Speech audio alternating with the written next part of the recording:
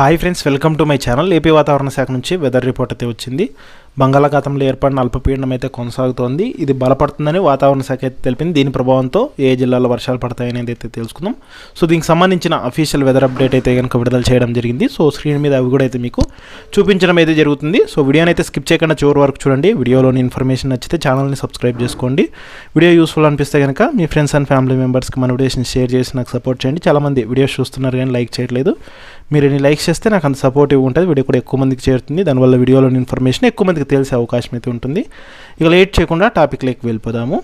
So బంగాళాఖాతంలో అల్పపీడనం అయితే కొనసాగుతోంది. వాయువ్య బంగాళాఖాతం మరియు దాన్ని ఆనుకొని ఉన్న ఉత్తర ఒడిశా, పశ్చిమ బెంగాల్ తీరాలపై ఏర్పడిన అల్పపీడనము అదే ప్రాంతంలో అయితే కనుక కొనసాగుతోంది. దీనికి అనుబంధంగా ఉపరితల ఆవర్తనం కూడా 9.4 కిలోమీటర్ల ఎత్తు వరకు విస్తరించి ఉంది. ఎత్తుకు వెళ్లే కొలది నైరుతి దిశగా వంగి ఉంది. ఇక రాబోయే 3 రోజుల్లో పశ్చిమ వాయువ్య దిశగా ఉత్తర ఒడిశా మరియు ఛత్తీస్గఢ్ మీదుగా పయనించే అవకాశం ఉన్నట్లు వాతావరణ శాఖ తెలిపింది. ఇంకా మరోవైపు చూసుకుంటే నైరుతి ఋతుపవన ద్రోణి ఇప్పుడు నైరుతి రాజస్థాన్ నుండి మధ్యప్రదేశ్, ఉత్తర ఛత్తీస్గఢ్, ఉత్తర ఒడిశా మీదుగా వాయువ్య బంగాళాఖాతము మరియు దాని ఆనుకుని ఉన్న ఉత్తర ఒడిశా, పశ్చిమ బెంగాల్ తీరాల్లో అల్పపీడన ప్రాంతం యొక్క కేంద్రంగా అయితే గనక సగటు సముద్ర మట్టానికి 1.5 కిలోమీటర్ల ఎత్తు వరకు కొనసాగుతుందన్నమాట.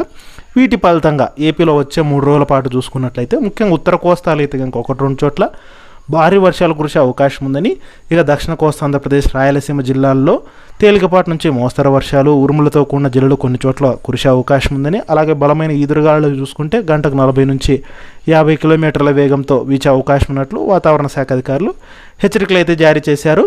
ఇక ముఖ్యంగా మనకు వాయువ్య బంగాళాఖాతం మరియు దాన్ని ఆనుకున్న ఉత్తర ఒడిశా, పశ్చిమ బెంగాల్ తీరాలపై అల్పపీడనం అయితే కనుక కొనసాగుతున్నట్లు ఏపీ విపత్తుల నిర్వహణ సంస్థ తెలిపింది. దీని ప్రభావంతో మేఘావృతమైన వాతావరణంతో పాటు కొన్ని చోట్ల తేలికపాటి వర్షాలు కురిసే అవకాశం ఉందని తెలిపారు. ఇక ఆదివారం రోజున చూసుకుంటే మేఘావృతమైన వాతావరణంతో పాటుగా 1-2 చోట్ల భారీ వర్షాలు పడతాయని, ముఖ్యంగా అల్లూరి సీతారామరాజు, పోలవరం జిల్లాలో కొన్ని చోట్ల తేలికపాటి నుంచి మోస్తరు వర్షాలు, ఇక మిగతా జిల్లాల్లో అయితే అక్కడక్కడ తేలికపాటి వర్షాలు కురిసే అవకాశం ఉందని ఏపీ విపత్తుల నిర్వహణ సంస్థ తెలిపింది. గంటకు 40 నుంచి 50 కిలోమీటర్ల వేగంతో ఎదురుగాలు వీచే అవకాశం ఉన్నందున ప్రజలు అప్రమత్తంగా ఉండాలని అయితే సూచించింది.